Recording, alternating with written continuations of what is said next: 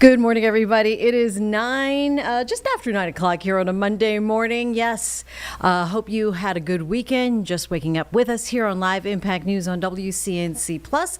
I'm Jane Monreal here in the Charlotte area, waking up to a wet morning. Roads were wet when I came in, certainly, as we take a look right now with our Chris Mulcahy, and checking things out, seeing some spotty action. Green on the radar, Chris. Haven't seen that in a while.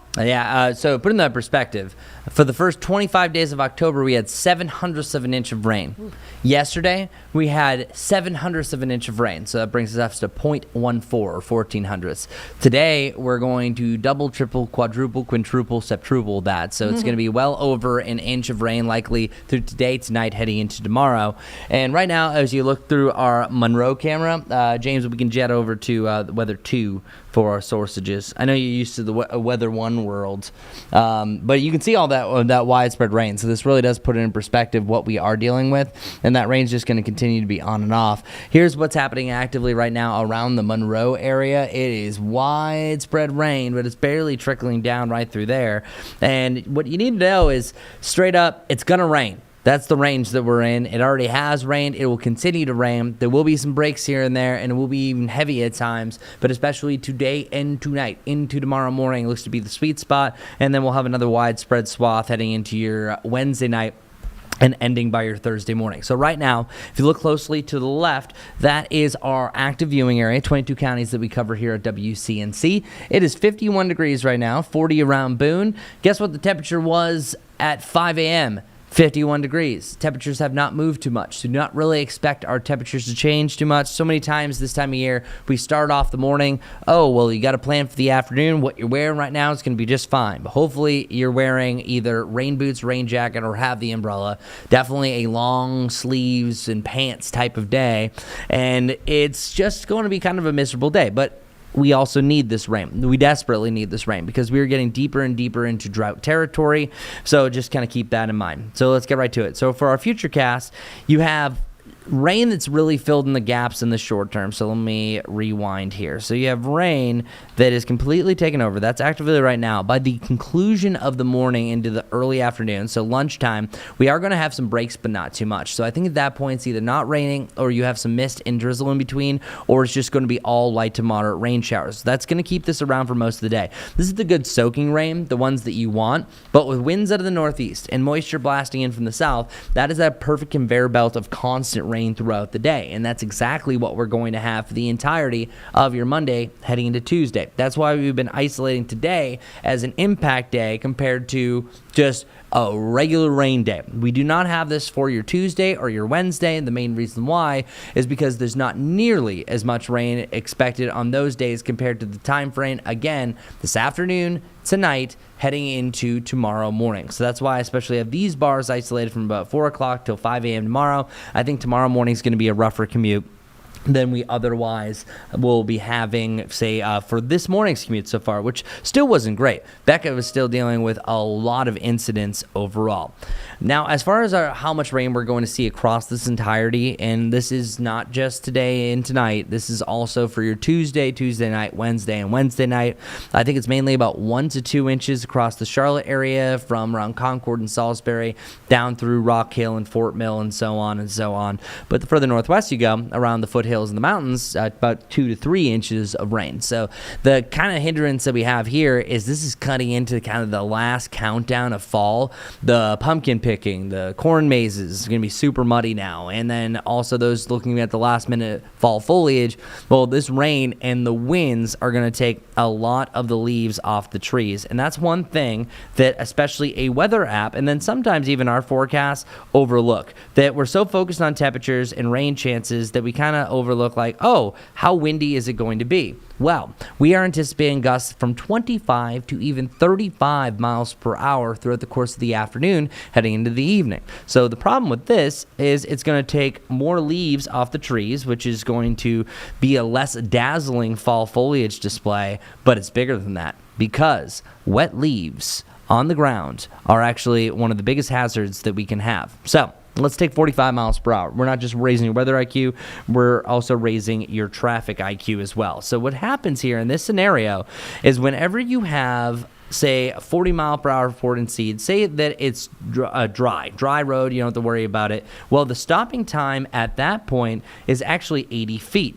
Once you talk about a wet road is actually 160 feet. So when you just add rain to the road, it's a doubling for the stoppage that you have at 40 miles per hour. Now add leaves to the mix.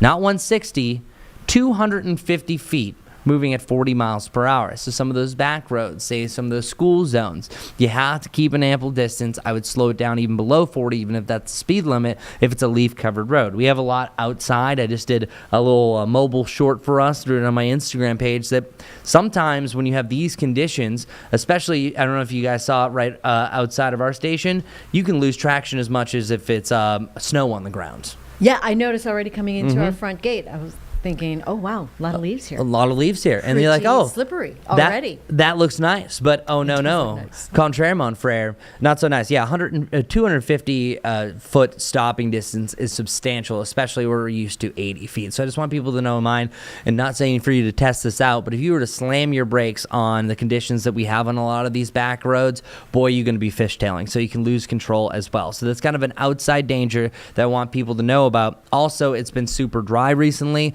Whenever you have rain after a dry spell, especially 10 days or more, that can well up 2 to 3 times the oils that are on the roads. So it's not a great traffic situation.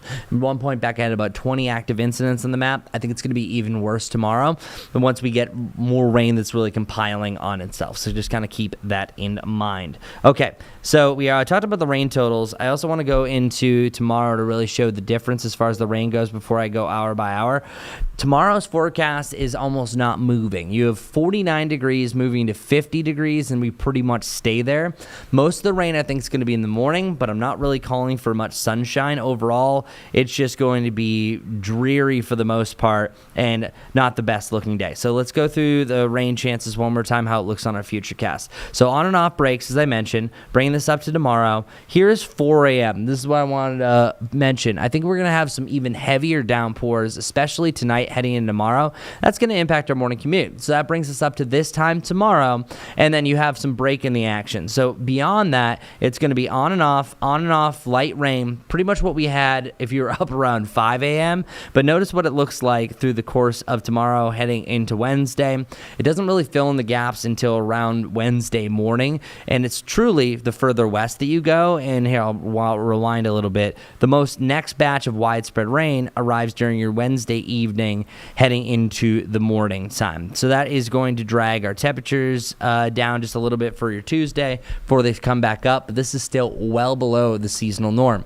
We typically should be around 70 degrees for this day in climatology. By Halloween, that average is 68 and our low is 44.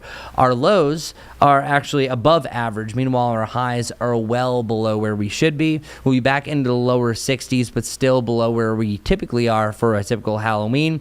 But good news is, heading into the weekend for celebrating a Dia de los Muertos, it looks to be a great forecast for that.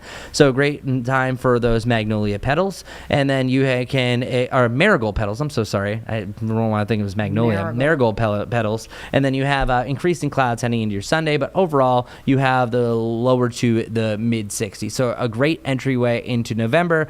And I also don't have this icon on the map. Don't forget that we fall back.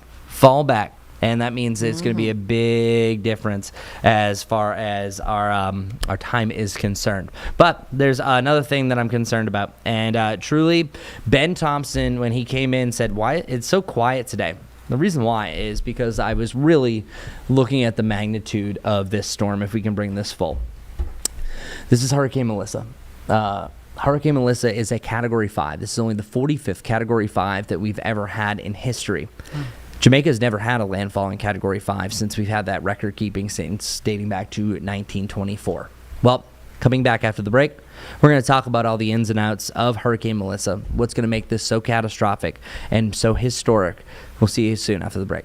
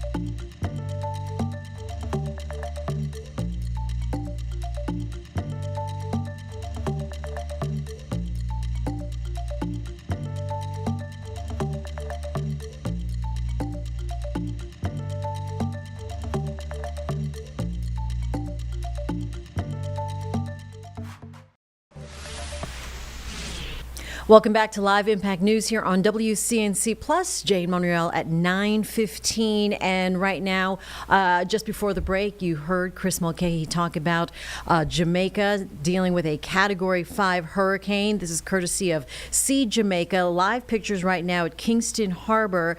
There in the Caribbean, and nothing like it. Feeling so bad for this island. I mean, Chris, this is going to be just catastrophic because it's been there for so long, and now the strength of it all. And have you seen anything like this? I'm trying to think. As far as strength and devastation goes, one thing that really comes to mind is ever exactly the same as Hurricane Maria. And what its impacts did to Puerto Rico. I would not be surprised if that's too far off, because that was Puerto Rico's big one. But the sad thing is here, and I'll actually bring James in here for discussion as well, is that people don't realize that Jamaica is not just beaches. It actually has a big mountainous area, and the mountains actually peak up to 7,100 feet, and that's actually higher than Mount Mitchell. So we're also talking about significant landslides and mudslides, so I'm not saying Helene, but Helene-type impacts as far as that's concerned. I was thinking about how Helene metaphorically made communities in western North Carolina islands by cutting them off from the rest of the world. This is non-metaphorically, literally an island already cut off from the rest of the world, and now you're going to bring this historic storm in, and my brain is having a hard time fathoming what the magnitude of that's going to look like in a couple days when this is all done. Yeah, this is the sad thing is, if you look at Jamaica's infrastructure, a lot of these buildings there are not meant to take a storm like this, especially some areas are sadly a little bit more poverty stricken, so they don't have the infrastructure they should. It's not like Bermuda that literally has these codes that only a building could be built up to the standards. That it's not just Jamaica, but it's also eastern Cuba, and we're talking about the western side of Hispaniola, Haiti, that are under these active hurricane warnings. But I almost wish that there was something above that, because there's a hurricane, and then there's this. And this is going to be up there with anything that they've ever seen. For one, there's not a Category 5 that's ever made landfall in Jamaica. Even if this weakens to a strong Category 4, it still would be the strongest landfalling hurricane. And on Friday, I was talking about the concern of flooding without this making landfall. Now this turns into a wind event, flooding event across the board, and then storm surge on top of that. So this is where we've been. When I was last here on WCNC Plus, I was talking about a 45-mile-per-hour tropical storm. It was still tropical storm through Friday, heading into Saturday, and then it went through rapid intensification. Technically, this is categorized as extreme rapid intensification, where it quickly went from 70 to 140 miles per hour in a 24-hour period. Extreme rapid intensification is when you go 58 plus in that time frame. And then it strengthened to 160, and I would not be surprised if it tries to kind of exceed those bounds by maybe up to 165 to 170. Luckily, it will start to kind of unravel. I'm hoping that the eye wall closes in slightly to try to weaken it before landfall, but it stood out there way too long. You give any of these storms enough time, they want to grow. There's things that were working against it. So say if Melissa started getting caught by some sort of system, it would have been out of here. It would have been still excessive rain, but it wouldn't be this historic storm. Because any time we hit a hurricane season, we don't want the one. I'm letting you know, before it even makes landfall, Melissa is the one. This will also be the one that Jamaica will always remember. Before that was Hurricane Gilbert, and we'll get to the impacts of what that did back in 1988. But also, this is a historic storm for another reason. This is only the second time in history, dating back to the early 1900s, since 1924, that we've had 3 Category 5 storms pop up in a season. The most we've ever done was 2005. We had 4. This is the third that we've had this season. And then there's been 7 other times that there's been 2 in a given season. But this is only the 8th time that we've had a Category 5 form in October. It was early October that I did a Weather IQ on the most devastating or infamous hurricanes to ever happen in October. If I were to do that exact same story next year, I would be talking about Melissa. That's how serious this is. This is going to be a catastrophic storm. This is number 3 for Category 5s, but Erin was a miss at the Carolinas. It caused some erosion. Umberto, a big name just because it was dancing around another storm. Melissa's going to stand out on its own, 160 mile per hour winds, and I think the best comparison I give, and I'll bring this back up for discussion before I move any further, is that Hurricane Michael made landfall in Mexico Beach with 160 mile per hour sustained winds. It actually was a Category 4. They upgraded it, and it leveled Mexico Beach. You're looking at one swath of Jamaica likely is going to have that same sort of devastation when this makes landfall. Because look at this. This is massive. It's only moving to the west at right now 3 miles per hour, and it's taking its time. So right now, it might not seem anything. Tropical storm force winds are picking up across Jamaica right now. You have rain that's now starting to pick up. So since this is slow moving, you have that precursor rain on top of the ones that are really just going to dump it all at once. And here's what it looks like. So Hurricane Melissa, slowing this down for you, has 160 mile per hour winds as of 1 a.m. There's a chance that it's either going to be about 155, 160, so it's going to be really close. We're splitting hairs here by 2 miles per hour because 157 is a Category 5. It's going to make landfall, I think, at either 155 to 160 miles per hour. It's very warm waters at that point. And then when it comes out the other side, and that's going to be right around Ocho Rios, just giving one example of what's over there, 130 mile per hour winds at that point. And then once it crosses Cuba, it likely is going to be making landfall, I think, as a Category 3 or a strong 4, so it's about 130 to 120 miles per hour. That would be about Hugo strength. And then once it moves past the Bahamas, it's a Category 2, 100 mile per hour winds. And one other thing to mention is, look, Bermuda. It looks like it can move directly over Bermuda as a Category 1 hurricane. So this is hitting multiple spots. This is why there's oftentimes the speculation in the weather world is like, well, it could be retired. If this has come to fruition, we're talking about our retired storm for 2025. Chantal was a deadly storm. It was a tropical storm. We haven't had a landfalling hurricane here in the Carolinas. Everything else has been mainly a fish storm. So this one is the one that separates itself from all the rest. Here's a look at what the winds are going to be. And this is just model data. It's truly not picking up on the single site what the really strong winds are. One common misconception with hurricanes, and that's why I brought up Mexico Beach with Hurricane Michael, is they're like, oh, 160 miles per hour. That literally is a tiny sliver. That's right on the right side of the eye wall in the direction that it's going. But here's an example of what the winds could be. Up to about 60 miles per hour. This is later on this evening. So that means they're talking about strong tropical storm force winds by this evening. And then here we go.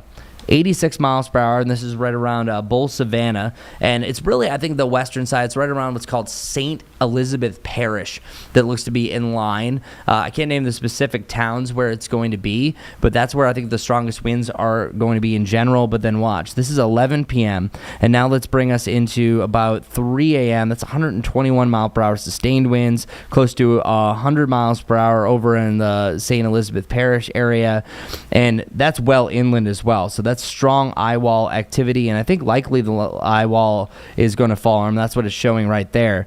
Sometime tomorrow morning or late morning. It just depends on how much it speeds up. That's kind of the uncertainty. All you know is that Tuesday morning is going to be a day and a date and a time that Jamaica is always going to remember. Now, the eastern side of Jamaica not dealing with some of those stronger winds, but it's still going to be absolutely horrendous. Here is what it looks like later on in the morning. Ocho Rios seeing at least Category 1 to Category 2 sustained winds at that point to conclude the morning, and then it's out of here. Luckily, it's going to be quick moving, but a lot of rain's also going to be dumps during that time frame. This shows up to 3 a.m., 5 to 7 inches. Watch what happens. Moves up to 15 to 20. So there's going to be a short time period that you're going to have rain rates at 2 to 5 inches per hour, the way it's seeming. So it's also rain that comes before that. And I think very similar to what happened in Gilbert, I would not be surprised if we're having some totals up to about 30 inches that could happen in parts around the island, some of the more mountainous areas. So I think one of the biggest cause of death, and I feel irresponsible of saying this, cause of death, there will be loss of life. This is a life-threatening, deadly storm that's unavoidable because the only way is people would have got off the island. But as James had said with Helene, people are almost stuck on an island. People are literally on an island. And like Katrina, A lot of people that were left there didn't have the money to leave. Most of these people, this is their home. They can't leave. So they can just hunker down. Shorelines could be wiped out essentially with this. And here's what happened with Hurricane Gilbert back in 1988. It made landfall at 140 miles per hour, a Category 4, moving east to west. So the entirety of the island, this one was far worse as far as the winds went. Some of the damage that came from this is that there were 45 to 49 people that died in the storm. There was 100,000 homes that were destroyed, and 80% of all the roofs in Jamaica were blown off. 90% of all healthcare was shut down. It was immobile. We weren't able to do anything about it, and 800,000 people lost shelter due to Gilbert. Now, that was 1988. It is 2025. The population has increased. Now, the one silver lining is the worst of the winds are going to be on the least populated side of the island. So I'm not here to scare. It's never about fear-mongering. There's just a certain point that when it comes to the forecast that you can just really say, hey, this is going to be a bad one. This one's going to be historic. And this is one that they're never going to forget.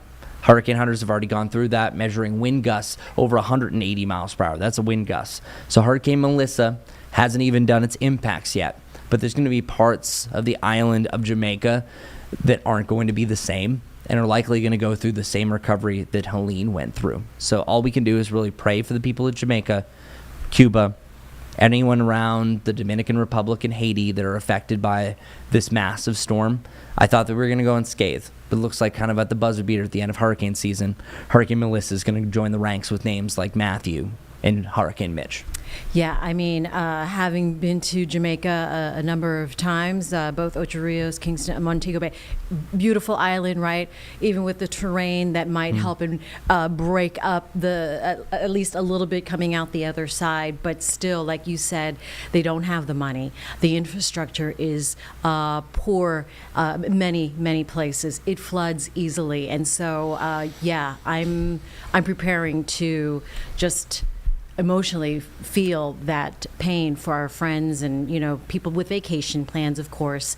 Probably had to cancel that too without saying. But for the people that are stuck and left on the island that have nowhere to go, yeah, really, our thoughts and prayers are going out to them. Yeah, and you know, I'm the happy-go-lucky fun guy. There was just a certain point that I just kind of sat in silence this morning. You realize, does catastrophic describe this? Because this is just in the ranks of some of the worst that we've seen in hurricane history. So yeah, all we can do is pray and hoping that it's better than everything I just mentioned. Right.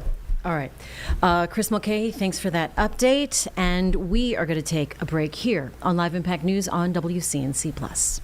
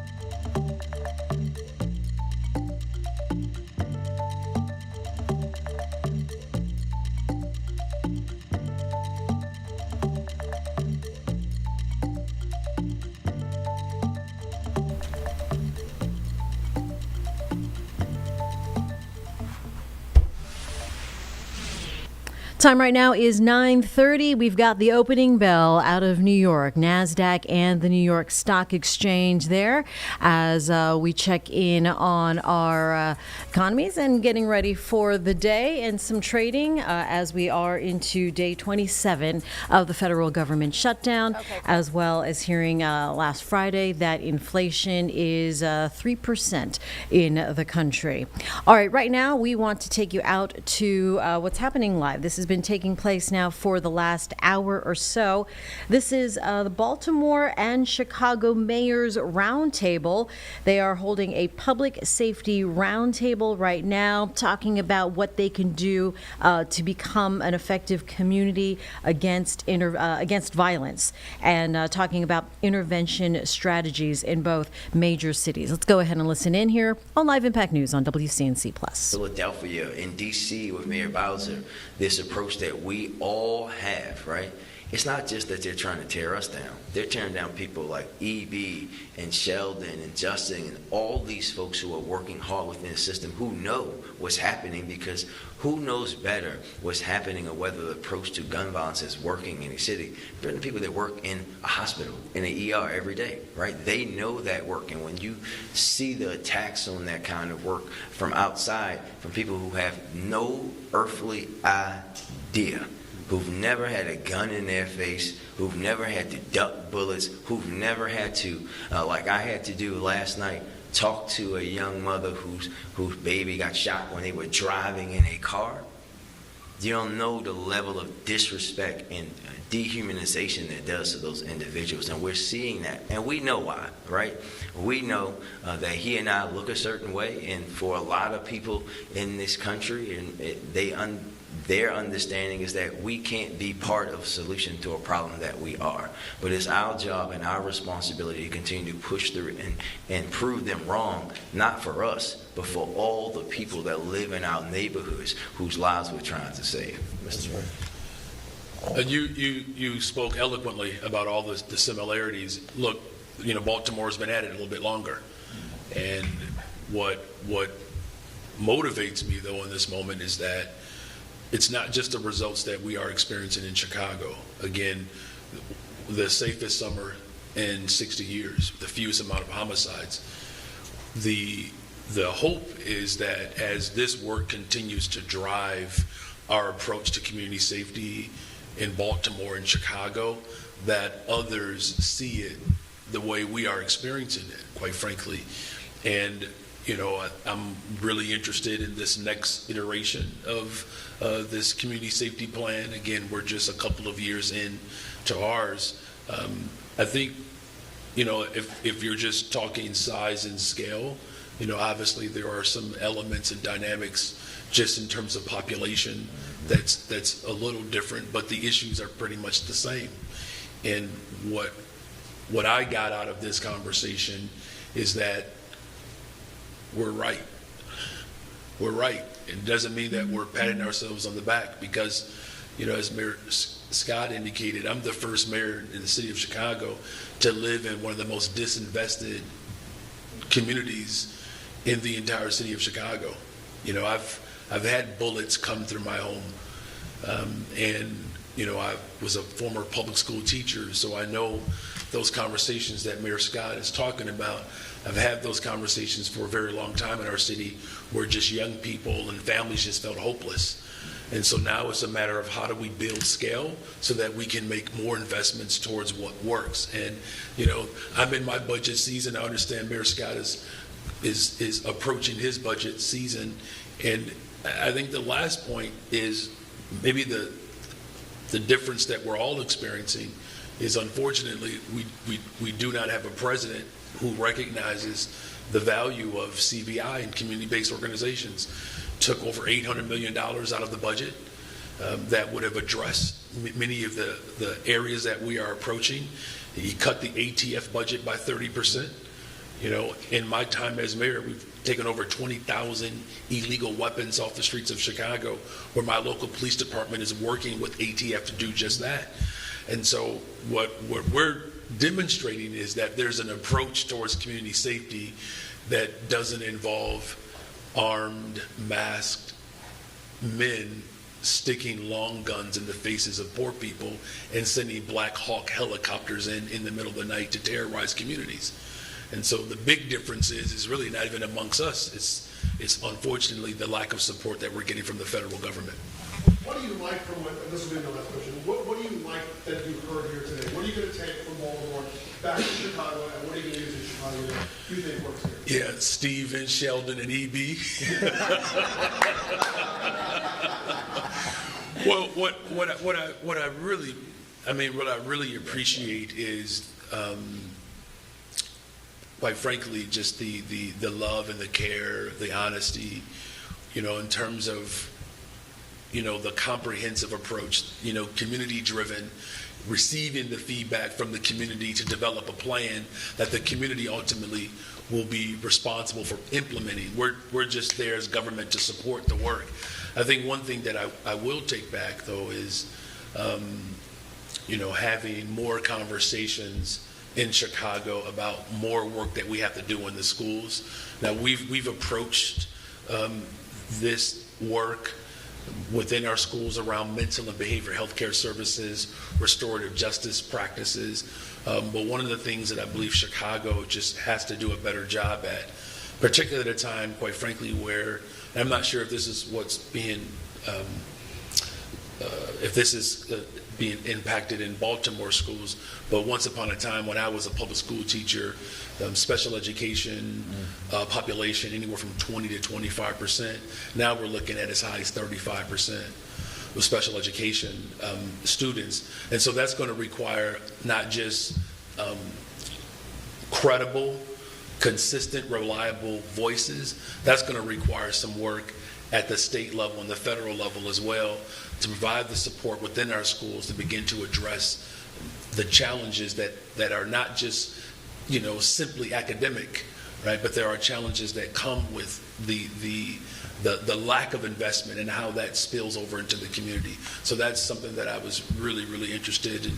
As Steve was describing, that's something that I know we have to do a stronger job in Chicago. Thank you. Hey, kids. Good Mervo blue today. I know. Or Lions blue, or, You can't say lines around the man. She's from Michigan, Mr. Man.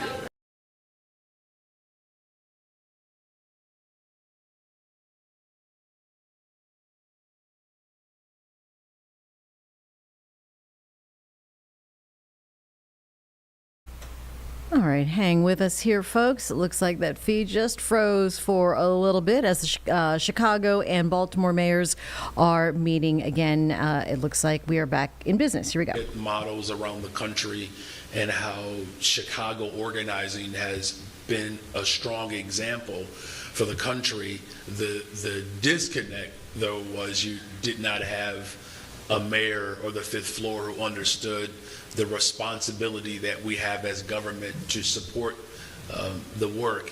What we have seen, just absolutely clearly, what we've seen in Chicago is where CVI workers are present, those blocks in particular, we've seen reductions anywhere from 40 to 45% in homicides, shootings, shooting victims. But what we also see, though, is people being connected to services. That's the ultimate measurement. I believe this is what Sheldon was ultimately getting at. It's just one element and one aspect of it. We're talking about, as he described, establishing life skills so that they can find purpose and value. Once you're able to connect someone and an individual to their purpose, then their value just accentuates just out of that. And so one of the things that we are doing more of is that we're creating more opportunities year round for, when we say young people, we say as old as 24. Like back in the day, 24 was not considered young. It was, once you turn 18, you've grown, right? But connecting them to long-term year-round positions. And so what does that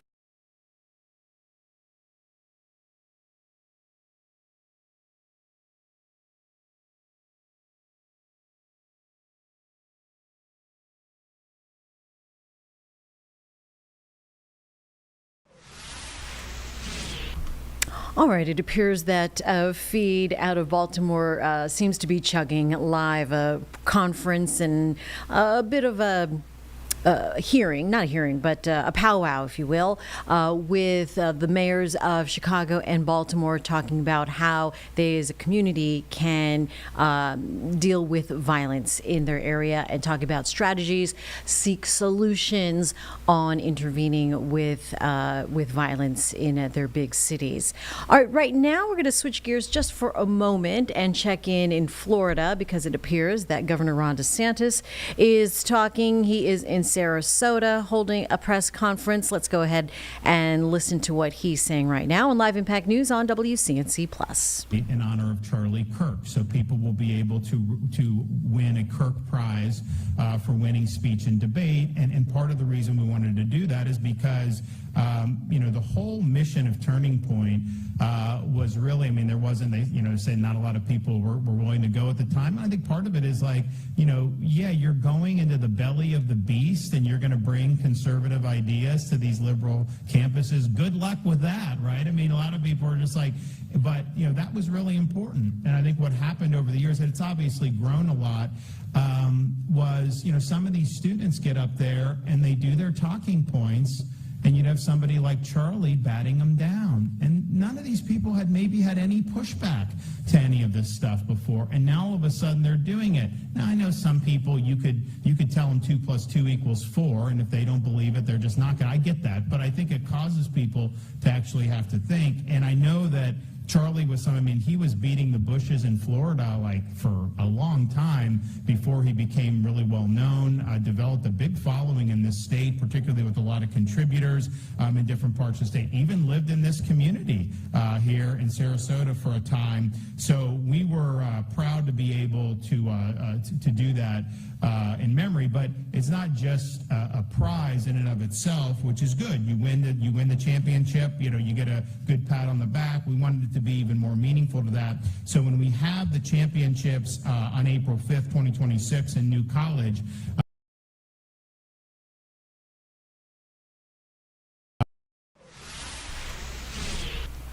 All right, and it looks like that audio feed is a little bit garbled, as well as the frozen picture. So, you know what? That's just a good time to take a break here on Live Impact News on WCNC Plus. We'll be right back.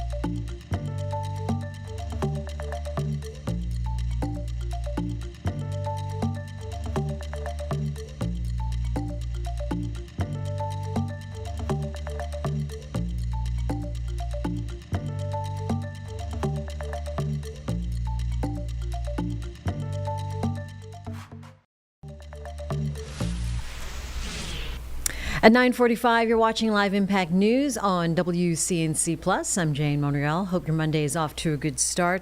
We're following some news. Certainly wet weather. If you were with us top of the hour here, our Chris Mulcahy talking about how we're going to have to be weather impact alert today. As a look at traffic showing a pretty cloudy gray morning into Uptown I-277. Traffic's not too bad. He said with that soggy weather and really coming down later on this afternoon into the overnight, tomorrow morning, expect it to be worse. So FYI for your commuting times, tough one there. Also, unfortunately, you talked about Hurricane Melissa, a Category 5 now. A live picture here, courtesy of Kingston Harbor. You can see that the waves are picking up some force and gust, but it really is going to be tomorrow morning where we're going to keep a close eye on when and where landfall is going to happen there in Jamaica. Not only is it a Category 5, but it's also there for so long. So flooding, damage from flooding already expected to be horrific, but then you throw in the winds and the gusts and the strength of a Hurricane 5 and what that does. And for an island like Jamaica and Hispaniola with Haiti and Dominican Republic, and then continuing up through Cuba, affecting Turks and Caicos and eventually Bermuda, this is going to be expected to be absolutely catastrophic. So we're keeping an eye on that as well. Hurricane Melissa's historic impact.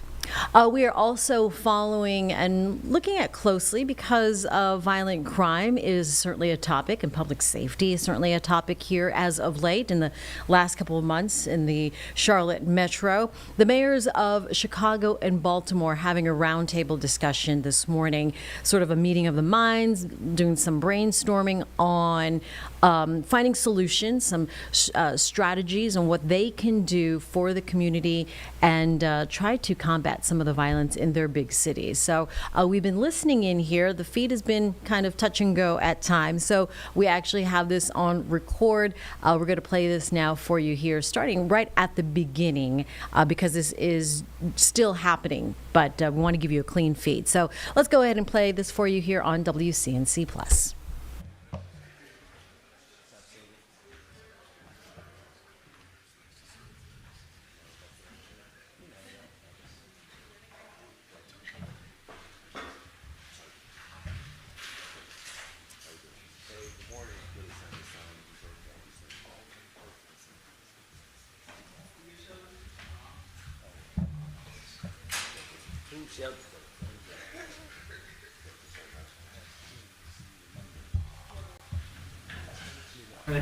A little behind. Are sitting down, but just to let you know that they end up discussing again. Okay, let's go ahead and continue to listen in here as the mics are now in hand. As you can see, I am joined. It's so great to be joined by my brother, Mayor Brandon Johnson, all the way from Chicago. We are so happy his Bears let us get off the snide yesterday. Thank you very much. We're still alive, everybody. We're only 2 games back because the Steelers wet the bed again. So we're going to Miami. I want to encourage everybody to go to Miami and stay through Halloween. Have some fun in Miami. But today, though, we do get to talk about something that we do agree on deeply, and that's the importance of community-based public safety strategies, because as we know, we have to have a complete and comprehensive approach to dealing with public safety and gun violence in particular, because there is no one solution to dealing with that disease.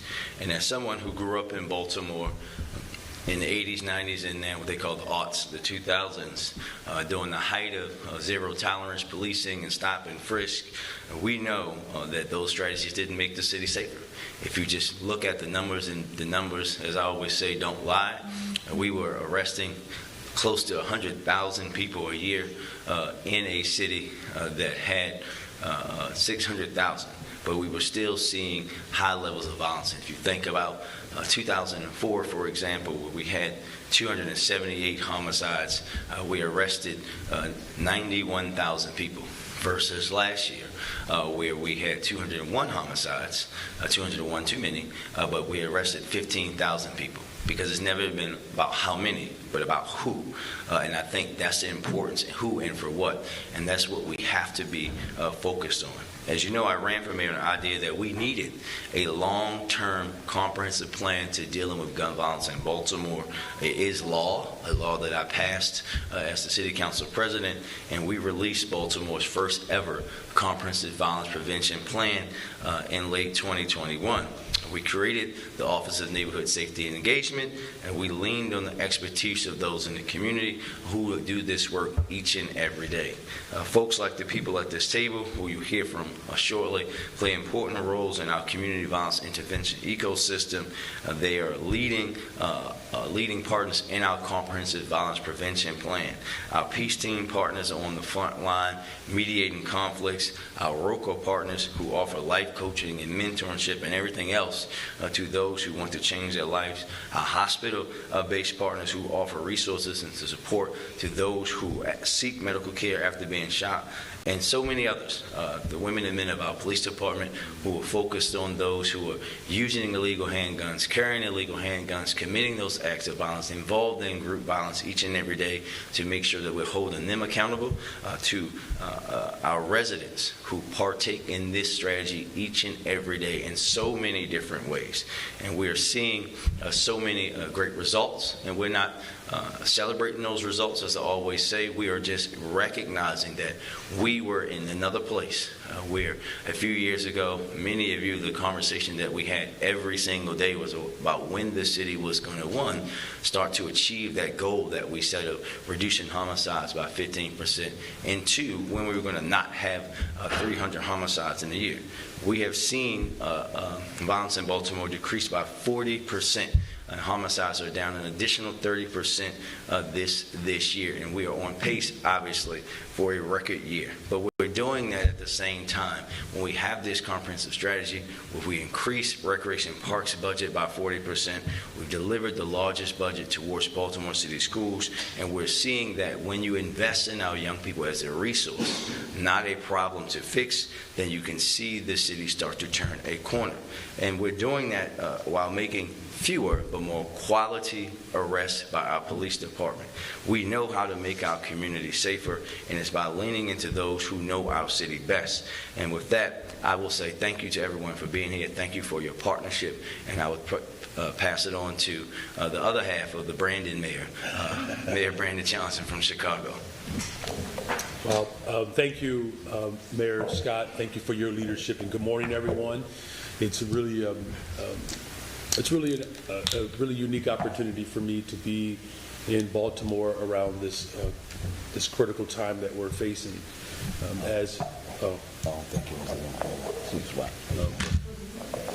There you go. Is that better? Good morning, everyone.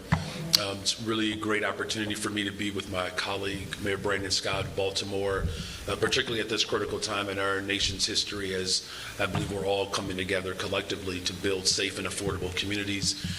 And I'm looking forward to today's conversation to have a deeper understanding of the work and the investments that you all are making here in Baltimore. We're taking the same approach.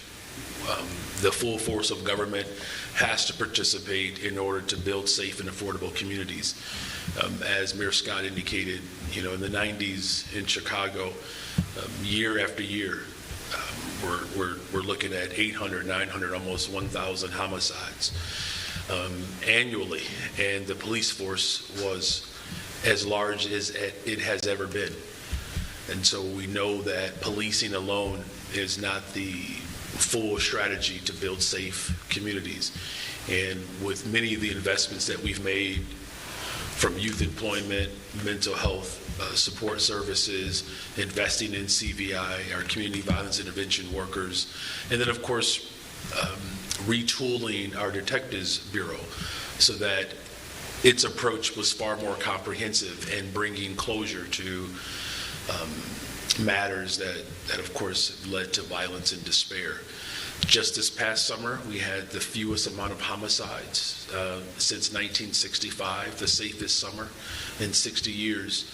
And at the same time, we saw the greatest number of young people hired for summer positions. So we see the advantage of investing in people and taking a more comprehensive, holistic approach towards community safety. And again, this morning, I'm looking forward to just hearing from all the respective divisions as well as the community partners that have leaned in to provide such great results here. And as I'll close with this, one homicide, one shooting, one too many. And we're not, expressing a victory lap here, but we're certainly looking at ways in which we can improve these outcomes, right? Because community safety is my top priority in Chicago, and I know Mayor Scott has this at the top of his list as well. So thank you all for greeting me as your partner and brother in this overall collective work to build safe and affordable cities. Thank you, Mr. Mayor. And now, before we get started, we'll just go around the room and ask esteemed panelists to introduce themselves. Thank you. Thank you, Mayor Scott, for bringing us together. Thank you, Mayor Johnson, for joining us. My name is Stephanie Mevromis, and I have the pleasure of serving as the director of our Mayor's Office of Neighborhood Safety and Engagement. We are the city agency that Mayor Scott established shortly after taking office to. All right, while they conduct introductions, we're going to take a break here. See you on the other side of 2 minutes. We'll be right back on Live Impact News on WCNC+.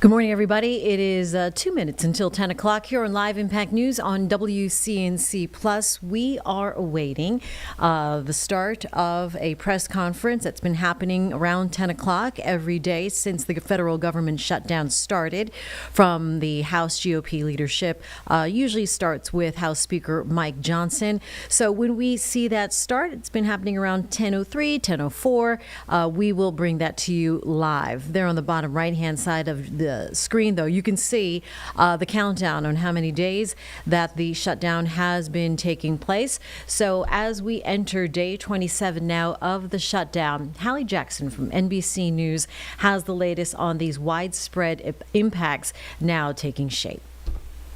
At airports coast to coast this morning, travelers bracing for delays after ground stops at LAX and Newark Sunday stalled passengers nationwide. Delays that may be shutdown related, with air traffic controllers set to miss their first full paycheck this week. They're completely distracted from their duties and responsibilities of keeping the American flying public safe. The Transportation Secretary says nearly half of delays and cancellations could be blamed on the shutdown, warning of more to come. You're going to see more staffing shortages in towers, which means you're going to see more delays, more cancellations. Enough is enough. A critical week as this shutdown stretches on, from flights to food banks, many filling with federal workers. I used to be a grants administrator and administer grants across the federal government, giving assistance, and now I'm in line requesting assistance. And organizers preparing for an influx since federal SNAP benefits will dry up starting Saturday, according to the Department of Agriculture, putting nearly 42 million food aid recipients at risk.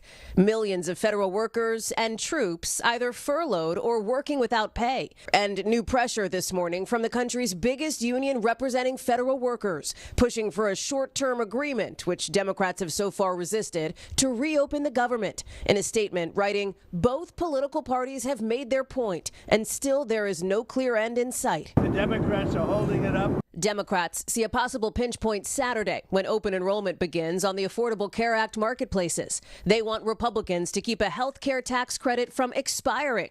Otherwise, some could see premiums double. Americans are going to see their health care costs spike dramatically.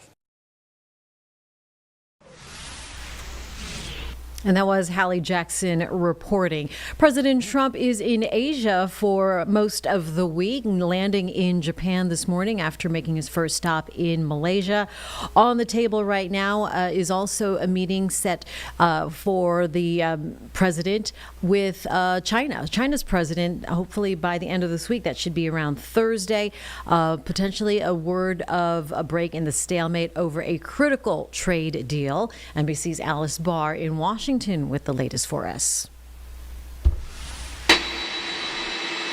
President Trump arriving in Japan this morning for the second leg of his Asia tour. The president meeting with Japan's emperor before talks later with the country's first female prime minister.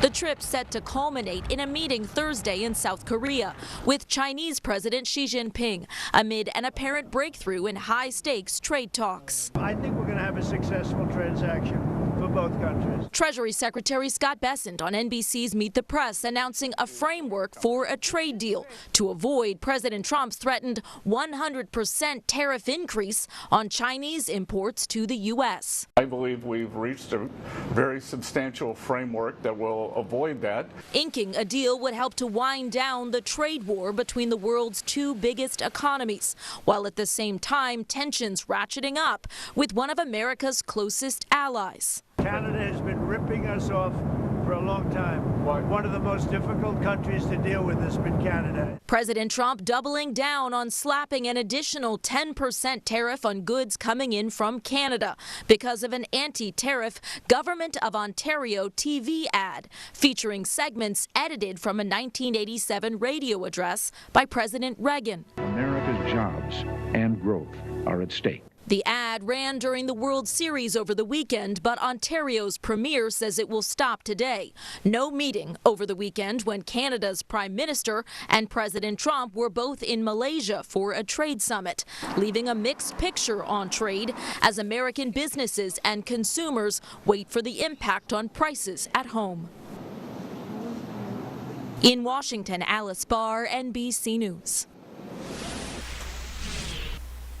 And it does look like the House GOP leadership here at like clockwork walking up to the podium. Let's go ahead and listen into their press conference right now. This starting this week here with House Speaker Johnson on Live Impact News on WCNC+. And we want to review with you a few pertinent facts and explain a little bit about some of the really painful things that are going on around the country. We're delighted to be joined by our dear friend, Kelly Loeffler, former U.S. Senator and now the leader of the U.S. Small Business Administration. And she can speak specifically to some of the great hardships that are being felt by the people who provide jobs now around this country. Day 27 means it's almost been a full month since the Democrats shut down the government. And as we near the end of this month, the pain being felt by so many hardworking people around this country is very real, and it gets worse with each passing day. Here's some of the stats. Last week, 1.4 million federal workers missed a full paycheck. Now, you know, many of them are furloughed, and many more are deemed essential workers, those who are essential, for example, to keep the country safe. TSA agents we've discussed, and air traffic controllers and border patrol, and of course our troops. But so many of them now are going without pay. The families of military service members and the air traffic controllers and so many of these others are now at very real risk of missing the paycheck at the end of this month.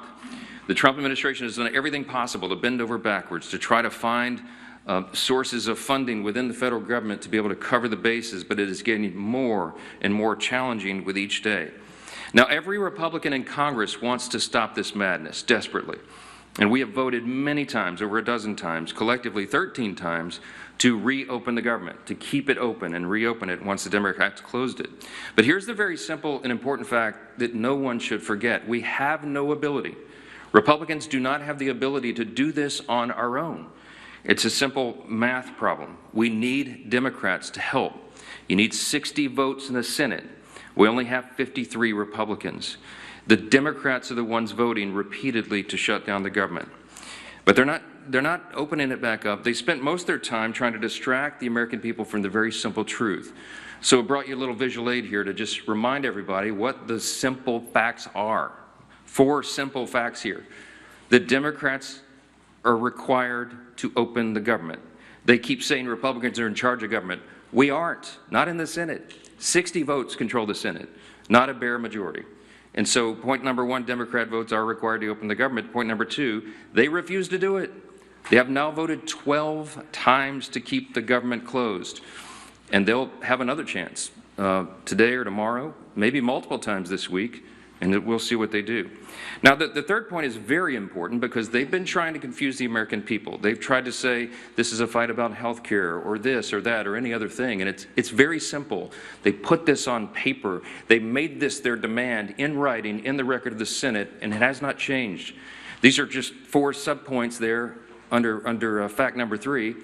But there's many more. But among the things they're demanding, this is what the Democrats in the Senate are demanding to reopen the government. They want to give $200 billion in health benefits to illegal aliens and non-citizens, paid for by U.S. taxpayers. That is in their proposal.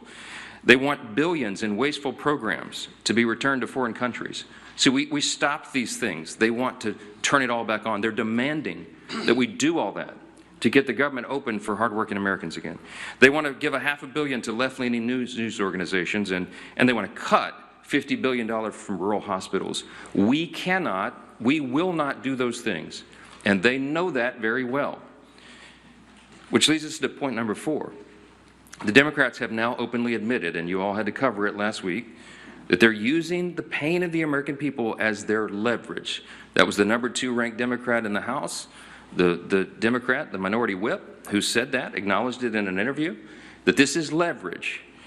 And Chuck Schumer himself boasted that every day of the shutdown gets better for us. That's his now infamous quote that he wishes he had not said out loud. But you know what they're doing and why. Why are they demanding these things? Why is point number 3 so essential to them? Why would they do this? Because it's unprecedented, as we've noticed, and reminded you all, they voted for CRs every time it was possible in their lives, as recently as March of this year. But they're doing it to appease their far-left Marxist base. That's the headline. That's why. That's why we're all in this mess. That's why the American people are suffering pain, because the Democrats are more afraid of the Marxists in their base than they are of hardworking Americans. See, they've made an evaluation that they have to appease the Marxist base, that they're so concerned that they'll lose their jobs if they don't appease the far left in their party. And they sat in a back room and they made the calculation that they would rather shut the government down and impose all this pain on the American people because they believe the Marxists, the far left in the base, are more active than hardworking Americans, people who go vote. And so they made the calculation that it's worth it to them. Every day gets better for us. We'll use the pain as leverage. For what?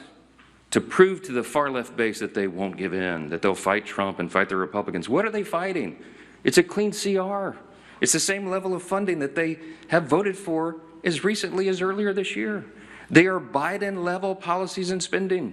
This is not some Republican wish list. We don't have any of our priorities in this at all. It's the Democrats' own product. But they have decided to flip the script this time because they were getting too much heat from the far left. The facts are so simple. And I'll give you Exhibit B as to why this is so true. On Friday, there was a little bit of a seismic shift in politics. All of you noticed it over the weekend. We saw our clearest sign yet that this radical insurgent movement in the Democrat Party is succeeding. And they are ending what has always been known as the Democrat Party in America. After a months-long pressure campaign from the far left, House Minority Leader Hakeem Jeffries finally relented. He gave in, and he gave his endorsement to the socialist running to be mayor of New York City. The House Democrats have chosen a side. They were forced to by that far left that they're so terrified of, and they've shown the world what they really believe. There is no longer a place for centrists and moderates in their party. The candidate that they have endorsed, Mamdani, is somebody who we've talked about a lot from this podium. He sympathized with Hamas and openly embraced anti-Semitic language. He has called to, quote, seize the means of production because he is a Marxist. He's called to abolish our borders, to abolish and end immigration enforcement, to defund the police and to legalize prostitution, among a long list of hits that I could share with you. Zoran Mamdani is expected to take the helm of one of the most important cities in the world and the largest city in America.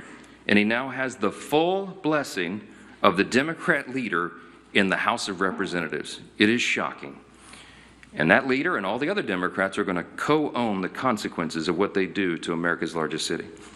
Every reporter in this room should be asking every House Democrat individually whether they too agree with Hakeem's endorsement of the Marxist agenda. It's an extraordinary moment in the history of American politics, as this is not the kind of history that we need to be making. What we're witnessing is truly the end of the Democratic Party as we've known it. And even some Democrats are now saying that out loud. You can see it in their interviews. I watched one last night. All this is directly related to the Democrats' shutdown show. Why? Because just like they decided to save their own skin, that they had to endorse the Marxist Mamdani in an unprecedented move, they have also decided they had to shut down the government in an unprecedented move.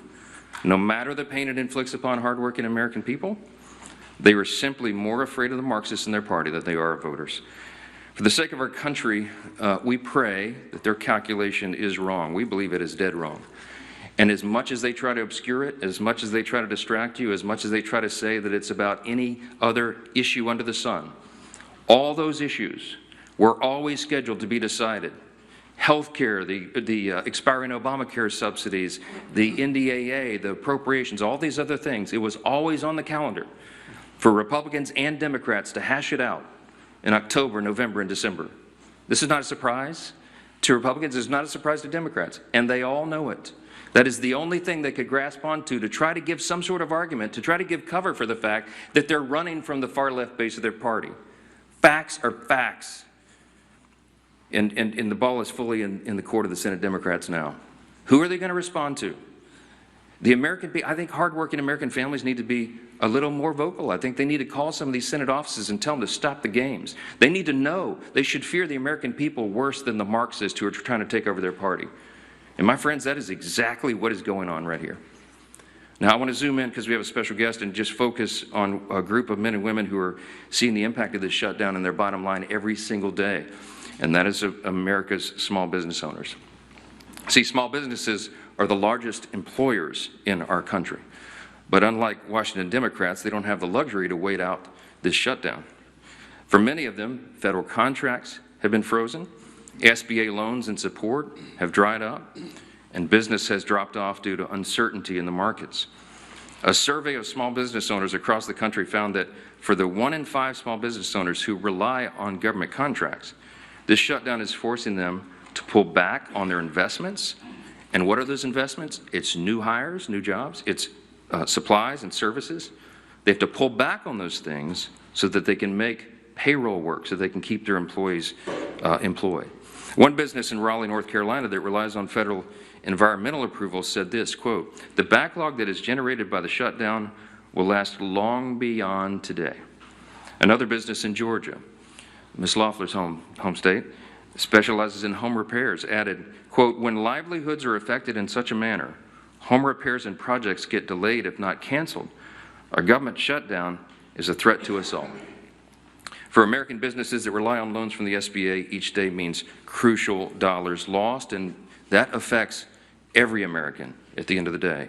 Small businesses across the country are being forced to go without roughly $170 million in SBA-backed loans each day, and that adds up to $4.5 billion in blocked loans just over the course of this shutdown so far. So while Chuck Schumer says that every day gets better for his party, every day is getting much, much harder for the people who are keeping the lights on around the country. To share more about what small businesses are experiencing firsthand, we are really delighted to join and welcoming this morning the Administrator of the U.S. Small Business Administration, Kelly Loeffler. Kelly, thanks for being here. Thank you, Speaker. Thank you so much. Good morning. Thanks for being here. Well, thank you, Speaker Johnson, and the leadership gathered here. And I want to start out by thanking you all on behalf of America's 36 million small businesses for passing a clean funding bill to keep the government open, and for passing the largest working family tax cut in American history, saving taxpayers a $4 trillion tax hike that Senate Democrats voted for, congressional Democrats supported. Now, that tax cut is a big reason why we've seen a historic comeback for our nation's economy under the leadership of President Trump and congressional Republicans. Prior to the Democrat shutdown, the data was very clear. Small business optimism was at 7-year highs. Wage growth was outpacing inflation for the first time in 4 years. GDP growth was 3.8%. Deregulation, energy dominance, and fair trade were finally back. For the first time in years, America's small businesses felt the wind in their sails. They were taking on new capital to hire, expand, and invest.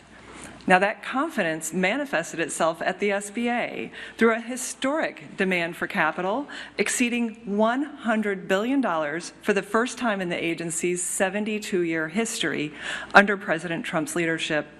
That includes $45 billion, a record $45 billion, in SBA loans to 85,000 small businesses in fiscal 2025, the most ever approved by this agency, thanks to confidence in the Trump economy.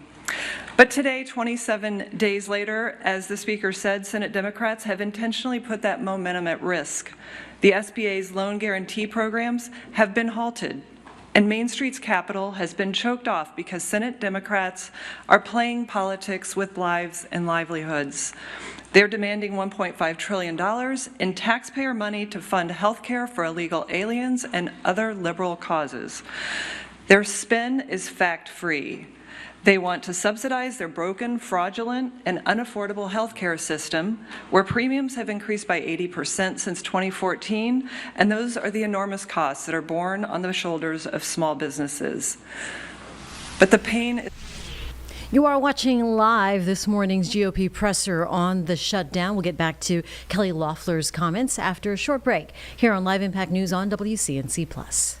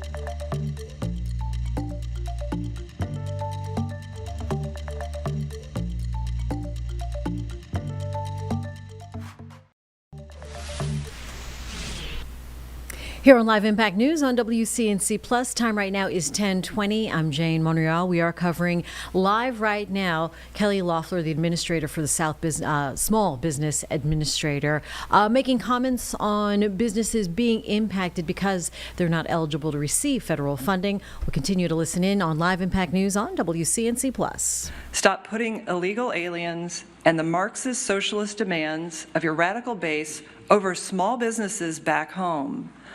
We must bring the same common sense that prevails on Main Street back to Washington. I'll now turn it over to my good friend and chairman of the Small Business Committee, Roger Williams, from the great state of Texas. Thank you, Senator. Thank you, Mr. Speaker. I appreciate Administrator Loeffler, and she's quoted you a lot of numbers, which are all true, but let me just tell you this. I chair the Small Business Committee. I'm a small business owner. I didn't sell my business 10 years ago or anyone. We still have our family business, been in business since 1939. I've been in it 57 years. I know what's happening on Main Street when it's good and when it's bad. And let me tell you, Main Street is very fearful of the Schumer shutdown. He is totally holding Main Street America, small business owners, small business employees at bay because of his future that he's concerned about. It has nothing to do with it. Main Street is 99% of the businesses are small businesses. 75% of the payroll, 75% of the workforce is small business. It's every small business in your hometown, in Schumer's hometown, in my hometown. I go over, and I'm not necessarily as much a congressman when I get home as much as a small business owner. And I can tell you what's happening out there. I'm worried about the 99%. I'm worried about the 75% of payroll, 75% of workforce. I'm worried about the fact that they cannot meet the payroll, as Administrator Loeffler said, with the SBA like it is right now, is ready to go. I mean, we are ready to go. We've had more activity in the SBA since November 5th than we've had in years because people want to start a business. So they see the Trump economy works. They want to start a business. They want to stay in business. I'm worried about that group of people. I'm worried about the fact that they can't meet payroll. I'm worried about the fact that they can't buy inventory. If you can't buy inventory, you can't sell anything. And the truth of the matter is, if you want to go deeper into it, if you don't have inventory, inflation will rise because you're not discounting your inventory. That's how capitalism works. That's how the private sector works. That's how we compete.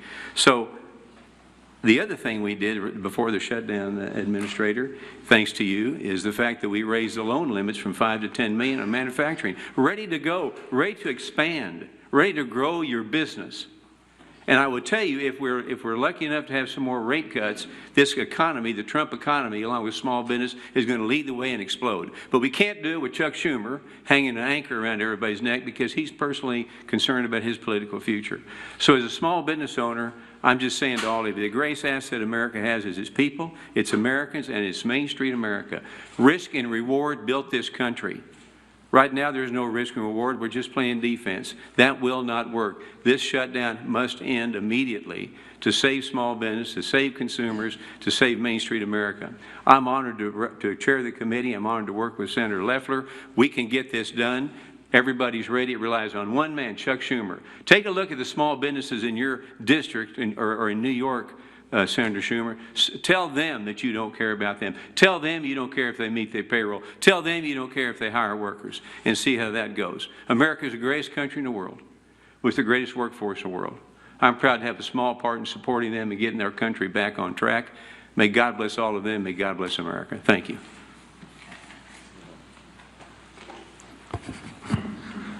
Well, thank you, Chairman Williams, for all you do to support small businesses, to really epitomize the backbone of our economy. And Administrator Loeffler, thank you for coming and for what you're doing to help small businesses grow in every corner of this country. Unfortunately, as Administrator Loeffler pointed out, those small businesses are struggling like millions of families all across America. Why? So that the Democrats can get leverage. Who knows who they want leverage over? They can't articulate it. They've laid out $1.5 trillion wish list of crazy items like giving taxpayer-funded health care to illegals. In their bill to give that taxpayer funding to illegals, they actually gut rural health care. Democrats gut $50 billion out of rural health care. They want to talk about health care? They're the ones making it harder. And of course, they don't want anybody to remember facts. Facts like when we moved the working families tax cut through this Congress, unfortunately, not a single Democrat wanted to support that because it involved preventing a tax increase. The party that's now gone all the way over, full bore into socialism, as the Speaker talked about. Hakeem Jeffries is now all in for the socialist agenda of Mamdani. He is the head of their party now. When he gets elected mayor of New York, he's given the marching orders to the rest of the Democrats. And they want to raise taxes on everybody. They call you rich. Anybody who works for a living is going to be rich, and they're going to raise your taxes to get government-run grocery stores and the lunacy. That's the Democrat agenda.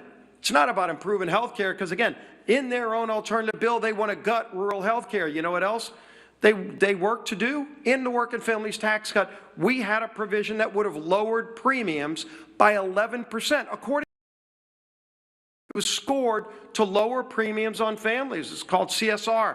You can go look it up. It's something that has been out there as an idea for a long time. We actually put it into bill language and text and passed it through the House. But Democrats went and used a parliamentary maneuver under the Byrd rule to get that removed because they don't care about families. They don't care that that provision would have absolutely lowered premiums by double digits for families who are paying too much for health care. And then not only did they get it removed, Democrats in the Senate bragged, still to this day on their website, bragged that they removed it. They want to tell you it's about health care. It's not. They really told you what it's about. It's about getting leverage, showing off to their radical Marxist socialist base that they're fighting Donald Trump because they're still angry about the results of the November election. And in the meantime, real families are struggling. Every day the number grows higher. Yesterday, Senator Gallego went on to meet the press. And he was asked when Democrats would reopen the government. And he said, quote, "I'm not looking at a timetable. I'm looking at everyone's personal pocketbooks." Now, Senator Gallego, you ought to be looking at the pocketbooks of those single moms who right now are facing losing their WIC payments, facing losing their SNAP payments. And if Senator Gallego's not sure how many people that is, we've been told by the administration how many people will stand to lose real benefits, SNAP benefits, food stamps for kids. 42 million people will lose those benefits in just a few days. Senator Gallego, look at their pocketbooks. WIC, Women, Infants.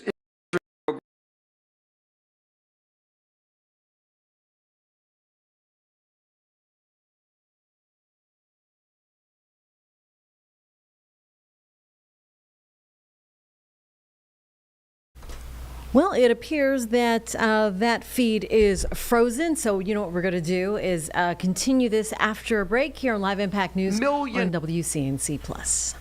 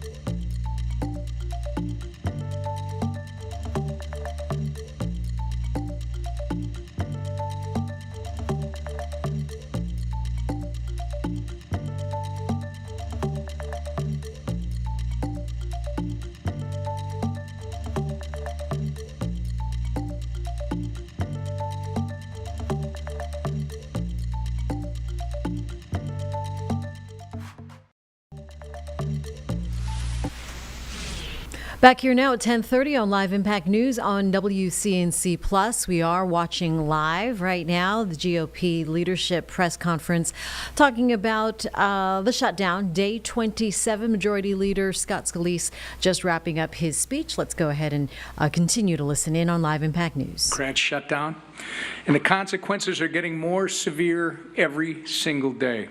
Over the weekend, we saw federal workers lined up at food banks, as our majority leader was just saying, as they are being forced to figure out how to feed their families. We saw control towers at major airports such as Dallas, Fort Worth, Newark, and Phoenix facing significant staffing shortages. And if the Democrats fail to pass our clean CR and reopen the government this week, more Americans will miss their hard-earned paychecks. Some states will be forced to cut off SNAP benefits, including my home state of Minnesota. Thankfully, the Trump administration and private sector companies have stepped up where Democrats have refused. President Trump has found creative solutions to help pay our troops and fund WIC benefits for moms and young children for just a little bit longer. DoorDash announced yesterday that they will help support Americans by delivering free meals to food banks and waiving delivery and service fees on grocery orders for SNAP recipients. But these are Band-Aid solutions to the Democrats' self-inflicted shutdown problem. Remember, it doesn't have to be this way. There is a nonpartisan government funding bill sitting in the Senate ready to be sent to President Trump's desk immediately. We just need 5 Senate Democrats to come to their senses, do the right and reasonable thing, and support our clean CR. Contrary to what House Minority Whip Catherine Clark believes, the American people are not leverage in the Democrats' shutdown charade. And we refuse to negotiate under hostage conditions, nor will we pay a ransom. So our message today is the same as every other day, and we're glad to see, as the majority leader mentioned, that the American Federation of Government Employees, by the way, the largest government employee union, 820,000 federal employees, have joined us in saying enough with the political games, support our clean CR and reopen the government like your constituents' livelihoods depend on it, because they do. With that, Mr. Speaker. Thank you. Yeah, Manu, go ahead. It's now been more than 5 weeks since the House has last met and last voted. But even during the government shutdown, House committees could still meet, there could still be markups, there could still be oversight hearings, bills could still come to the floor. So why not do that rather than have members back home in their district? Why not bring them back here and do the work that they were elected to do? Yeah, so we're evaluating this day by day. The House did its work. I've said it over and over and over. And the most important thing is to get the government open. It's the #1 priority and #1 responsibility of Congress, and the Senate Democrats have chosen not to do it. We think that is paramount and of paramount importance to everything else. There is plenty of time in the remainder of the calendar year to do all the things that are the must-pass pieces of legislation and all the negotiations that I referenced earlier today. And we are anxious to get everybody back to regular legislative session. But there cannot be a regular legislative session so long as the government is closed and Americans are feeling so much pain. We won't do that. Now, in the meantime, Republicans, I don't know what the Democrats are doing other than publicity stunts, but I can tell you the House Republicans are doing some of the most meaningful work of their careers. They are in their districts working around the clock with their constituents, helping them not only to negotiate the crisis that's been created by this Democrat shutdown, but all the other matters that they need to attend to. And I'm hearing from them individually.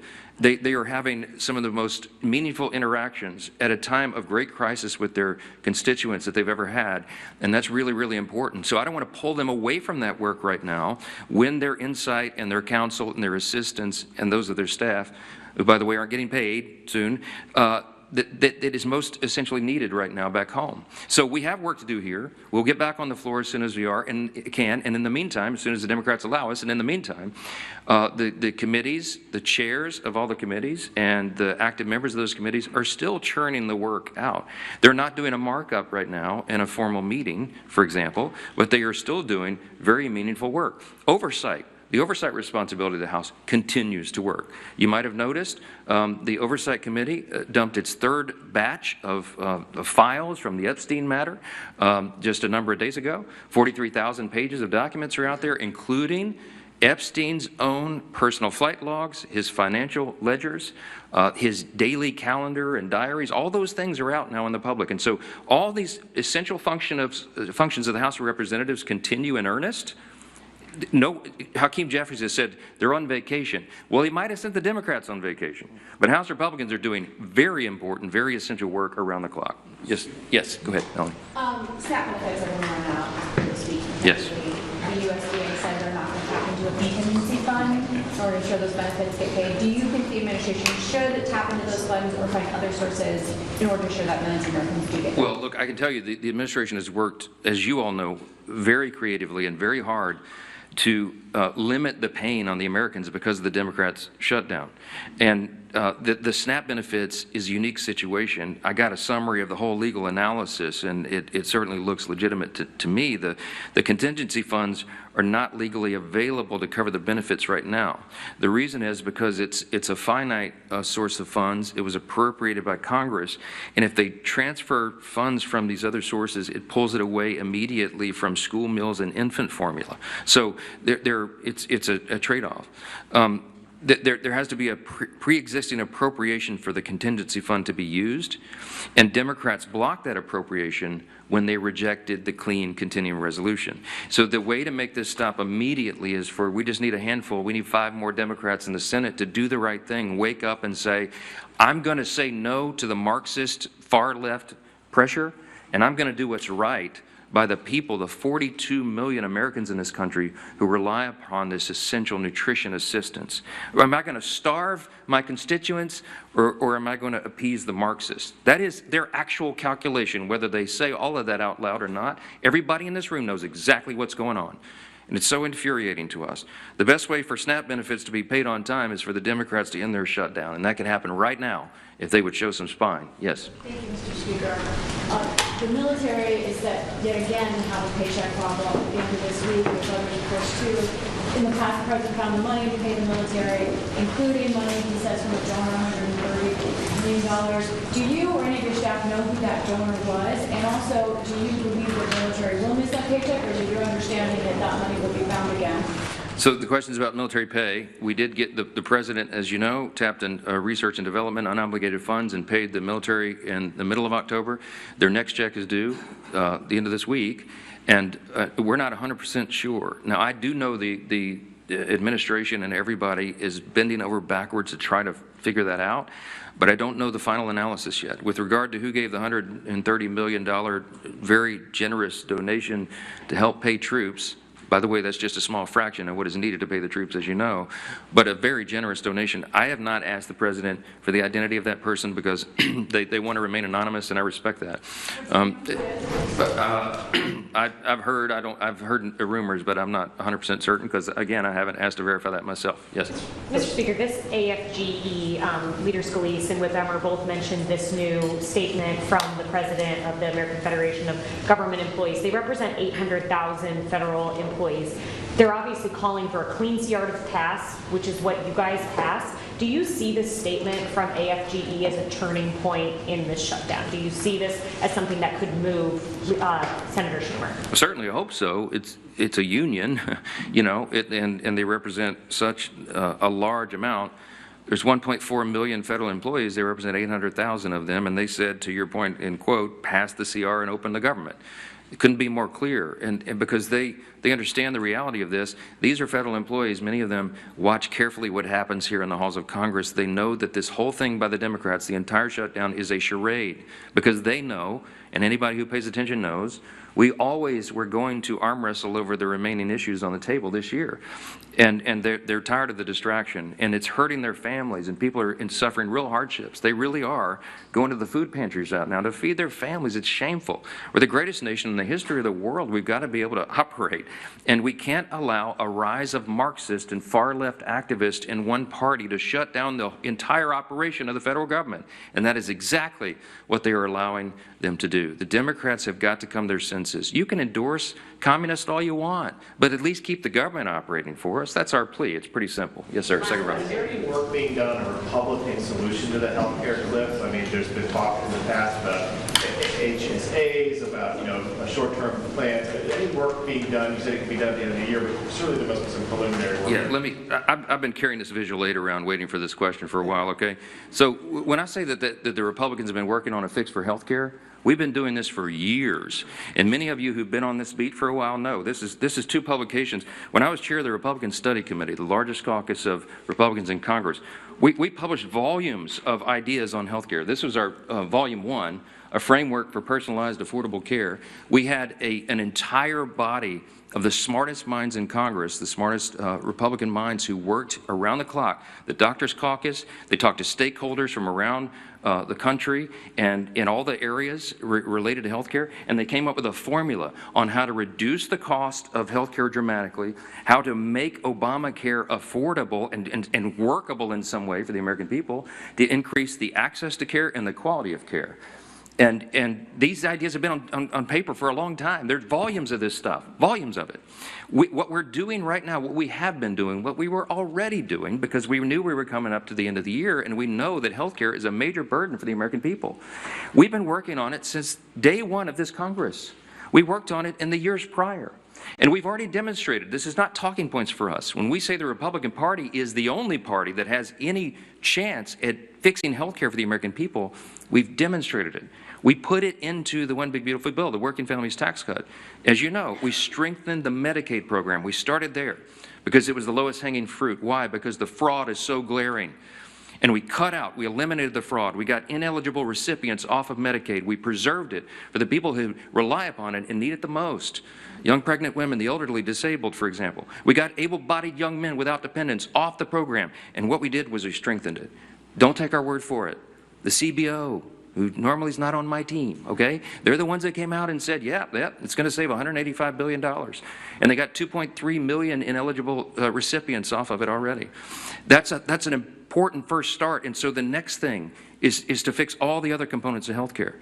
That's what we have plans to do. That's what we're working on. The expiring Obamacare subsidy at the end of the year is a serious problem, because if you look at it objectively, you know that it is subsidizing bad policy. We're throwing good money at a bad, broken system, and so it needs real reforms.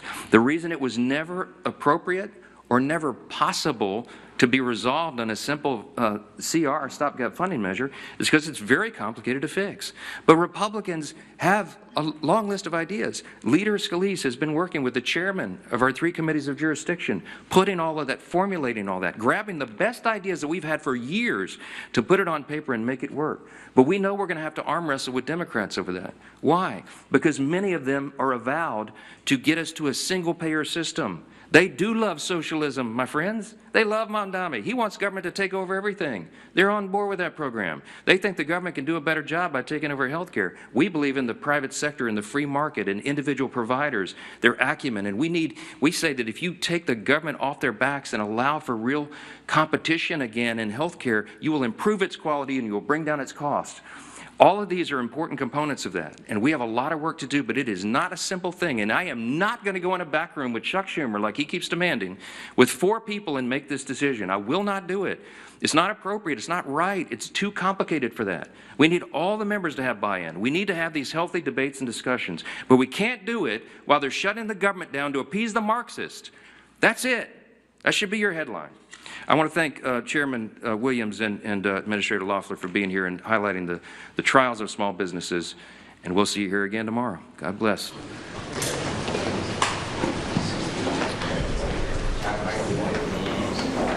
Time right now is 10:45. You're watching Live Impact News on WCNC Plus. The House GOP leadership wrapping up today's press conference on the shutdown, day 27 now.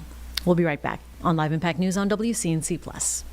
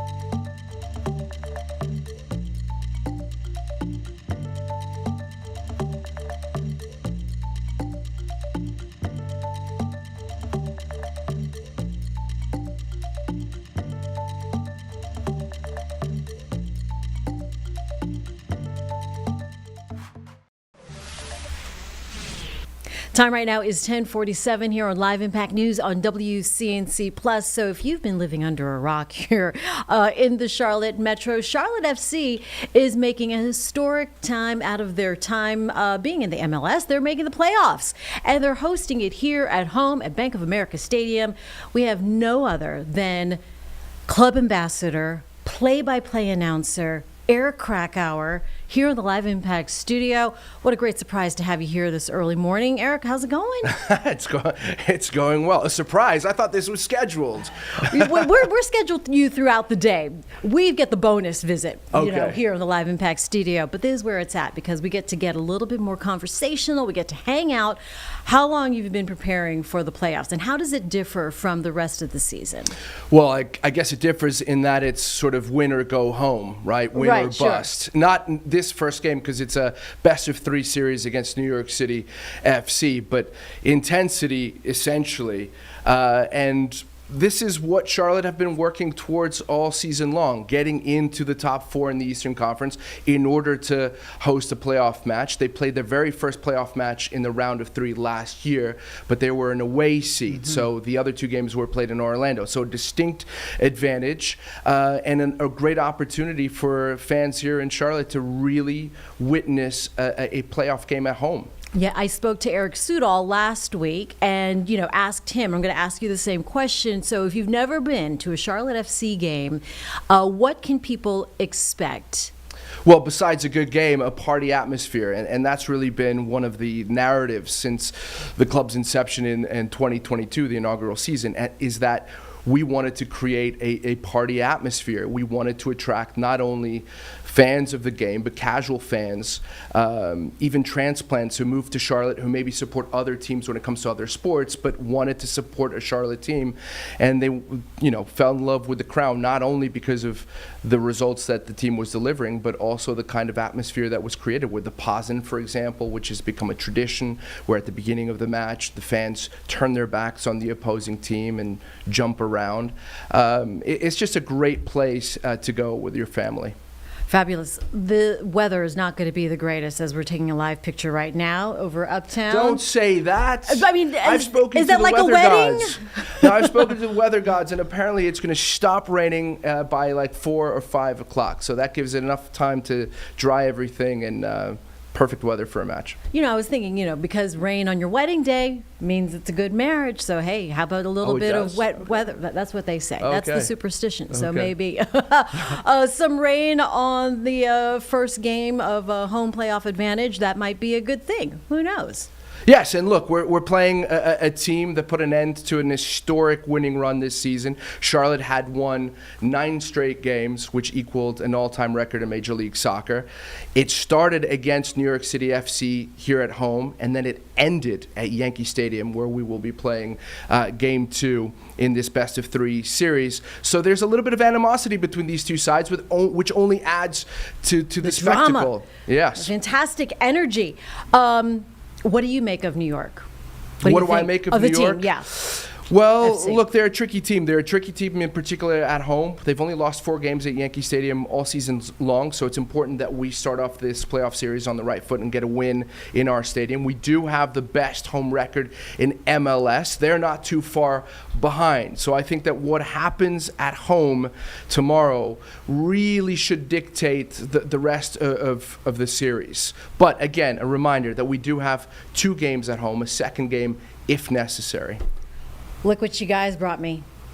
Do we need this? Do we need a rally towel? Thousands of fans will be getting one of those rally towels, and those are very helpful for the atmosphere because we're going to need everybody in the stadium at loud voice. And if you don't have a ticket, make sure to stop by our box office or go to charlottefootballclub.com/tickets to get your ticket. The kickoff is at 6:30, I believe. So if you're working in Uptown, all you have to do is, go and enjoy a little bit of a happy hour responsibly, and then walk across to the stadium and, join a harmonious, for us, and hostile towards them crowd. All right, then we'll understand all the the Wednesday morning hangovers. Yes. Well, there will be a good reason for you to not to get to work on time. There you go. Not that we're putting it out there, but have a good time. Thanks for coming in. Thanks for having me. I'm very bad at these rally You're doing towel great. things, so this is what always ends up happening. Hopefully, we won't need it too much. But I love the energy. Love the energy. All right, Eric Krakauer, play-by-play announcer. He is the club ambassador, Charlotte FC, happening tomorrow. Let's do it. Let's do it. Let's get it done for the crown. All right, let's go. And let's go to a break, James. Let's do it. All right, back here in 2 minutes on Live Impact News on WCNC Plus.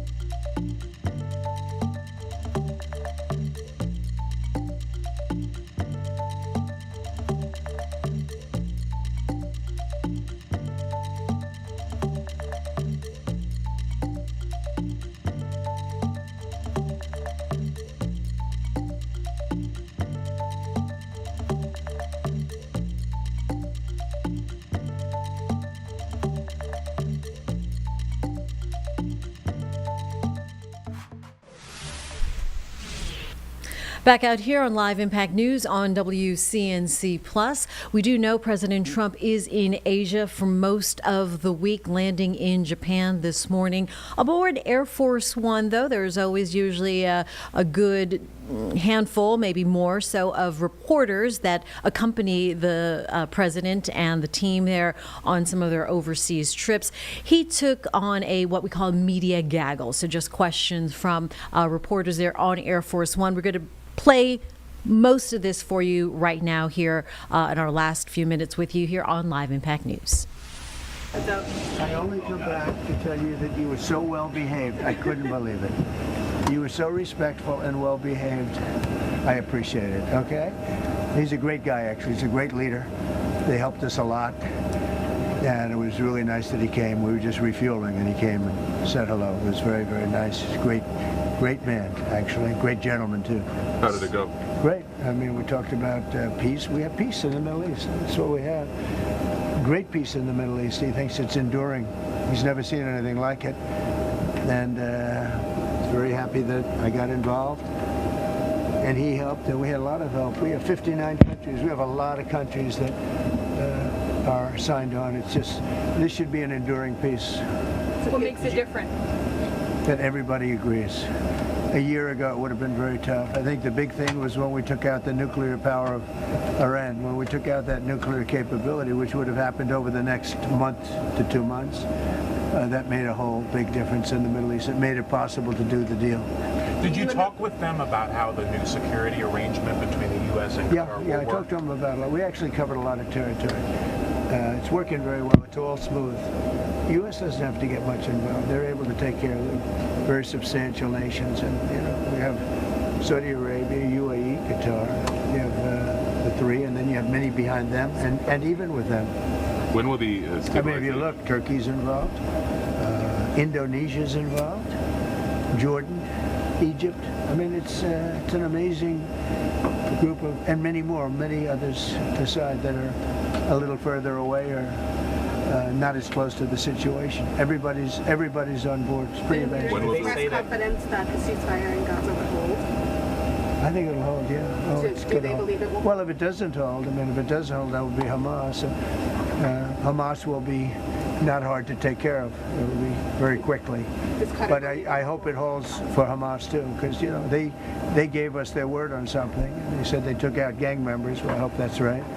But they gave us their word on something, so I think it's going to. And if it doesn't, then they'll have a very big problem. When will the stabilization force be in place, or when do you Pretty need it in soon, place? pretty quickly. Weeks, So far, it's just a period of time. You know, I don't want to give you. They're doing it right now. They're actually picking leaders right now. You're going to have peace in the Middle East. This is real peace. It's never happened before. 3,000 years it's never happened. And great respect when he came to the airport, came onto the plane. That's never happened either.